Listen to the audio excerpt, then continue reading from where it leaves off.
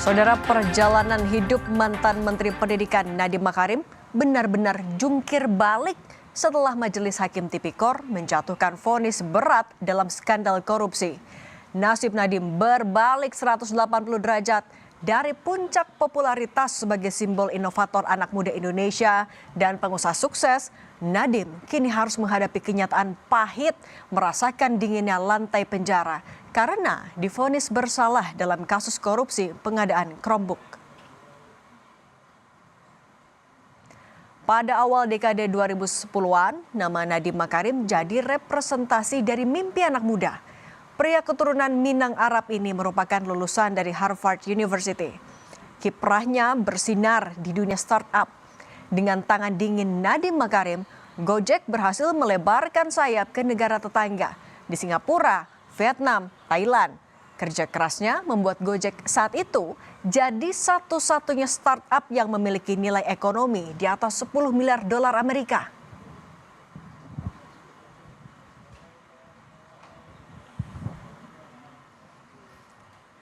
Keberhasilan merombak sistem transportasi membuat Presiden ke-7 RI, Joko Widodo kala itu kepincut.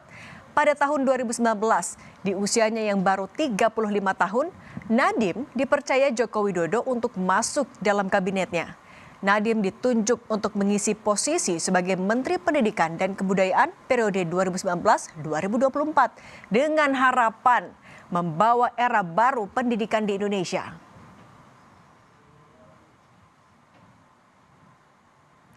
Pelantikan Nadiem Makarim sebagai Menteri Pendidikan dan Kebudayaan pada 23 Oktober 2019 menjadi salah satu momen paling ikonik dalam sejarah Kabinet Indonesia. Langkah ini dipandang sebagai eksperimen politik paling berani saat itu.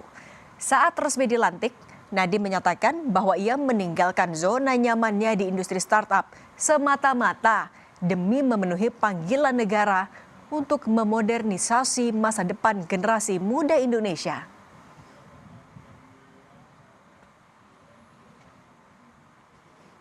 Saat menjabat sebagai Menteri Pendidikan, Nadiem membawa budaya ala startup. Lewat kebijakan Merdeka Belajar, dia menghapus ujian nasional dan mendorong digitalisasi pendidikan besar-besaran. Sebuah langkah yang awalnya menuai banyak pujian sekaligus kritik. Dengan konsep Merdeka Belajar, Nadiem berjanji membawa transformasi digital besar-besaran ke sekolah-sekolah di seluruh Indonesia, termasuk pengadaan laptop Chromebook. Namun ironisnya, konsep yang digagas oleh Nadiem justru membawanya ke masalah hukum.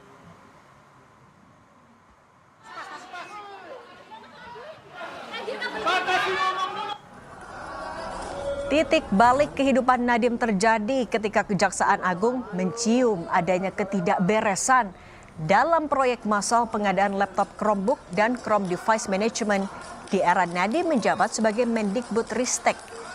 Pada 4 September 2025, Kejagung resmi menetapkan Nadiem sebagai tersangka setelah ditemukan angka kerugian negara yang fantastis akibat proyek ini. Nadiem diduga turut menikmati keuntungan pribadi sebesar 809 miliar rupiah.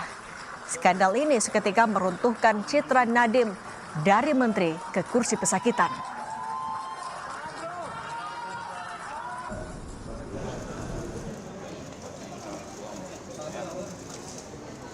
Meski tersandung masalah hukum, rupanya Nadiem mendapat banjir dukungan, khususnya dari para pengemudi ojol. Di setiap persidangan Nadiem, para pengemudi ojol ini tak pernah absen untuk memberikan dukungan moral bagi Nadiem. Nadiem dan para pengemudi ojek ini saling berpelukan. Bagi mereka, Nadiem adalah sosok yang telah membukakan jalan rezeki bagi mereka.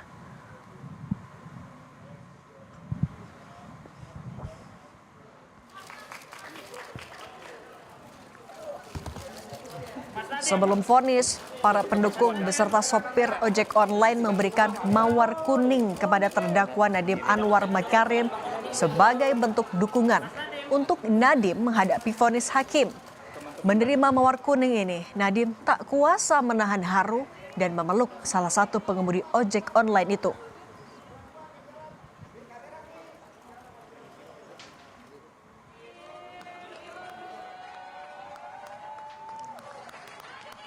Dukungan Franka Makarim, istri Nadiem Makarim, paling disorot publik selama sang suami menghadapi badai hukum. Sejak status tersangka hingga pembacaan vonis 10 tahun penjara pada akhir Juni 2026, Franka tidak pernah absen mendampingi Nadiem. Franka konsisten duduk di kursi barisan depan ruang sidang utama, memberikan kekuatan moral lewat genggaman tangan dan pelukan hangat di setiap jeda persidangan.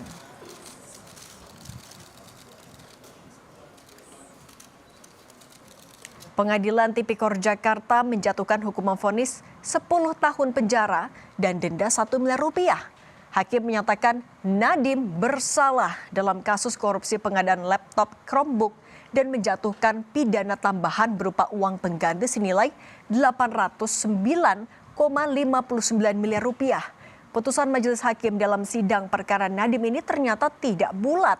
Salah satu hakim, Andi Saputra, menilai tidak ditemukan niat jahat dan alat bukti yang cukup untuk menyimpulkan adanya perbuatan melawan hukum yang dilakukan Nadiem. Terdakwa Nadiem Anwar Makarim telah terbukti secara sah dan meyakinkan bersalah melakukan tindak pidana korupsi yang dilakukan secara bersama-sama sebagaimana dalam dakwaan subsidiar. 4. Menjatuhkan pidana kepada terdakwa oleh karena itu dengan pidana penjara selama 10 tahun dan pidana denda sejumlah 1 miliar yang harus dibayar dalam jangka waktu 1 bulan dan dapat diperpanjang untuk paling lama 1 bulan sejak putusan berkekuatan hukum tetap.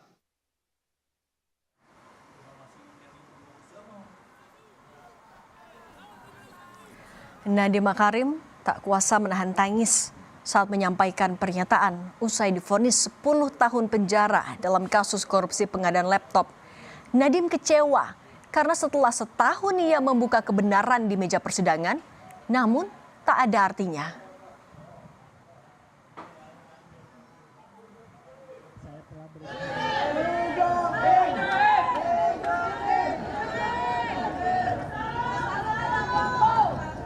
Saya telah berjuang selama 1 tahun ini untuk membuka semua kejujuran yang telah kami lakukan.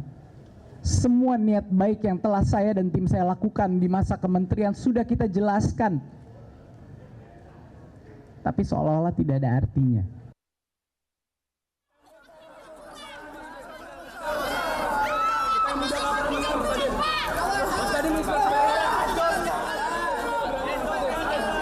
Usai vonis 10 tahun penjara dibacakan hakim, Nadiem mendapat sejumlah dukungan moral dari keluarga, kerabat, hingga pengemudi ojek daring yang mengikuti persidangan.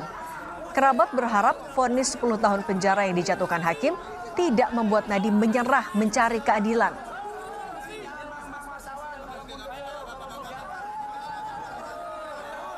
Tetapi saya percaya ini kan negara hukum ya. Semua para pendiri bangsa kita, cendekiawan, seniman, ahli agama, pemimpin bangsa, inginnya apa sih? Menegakkan keadilan dan harus diperjuangkan.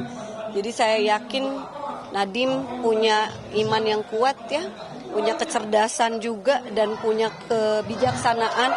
Dia pasti akan mencari jalan untuk memperjuangkan keadilannya. Usai sidang vonis, terdakwa mantan Mendikbudristek Nadiem Makarim menyatakan bakal mengajukan banding. Menurut Nadiem, hakim sama sekali tidak mempertimbangkan fakta-fakta dalam persidangan.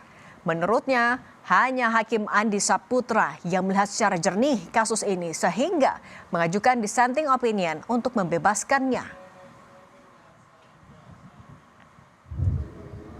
Divonis secara praktis 15 tahun.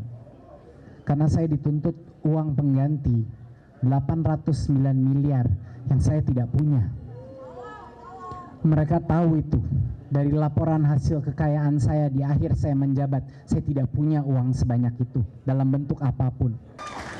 Saya akan segera melaksanakan naik banding untuk tertua demi kebenaran, demi anak-anak muda, demi profesional yang di luar sana. Ketukan palu hakim atas vonis 10 tahun penjara dan denda ratusan miliar rupiah ini menandai runtuhnya karir gemilang Nadiem Makarim. Kelanjutan kasus ini kini sepenuhnya bergantung pada pembuktian baru dalam proses banding di Pengadilan Tinggi mendatang. Kami akan kembali dengan informasi lain usai jeda.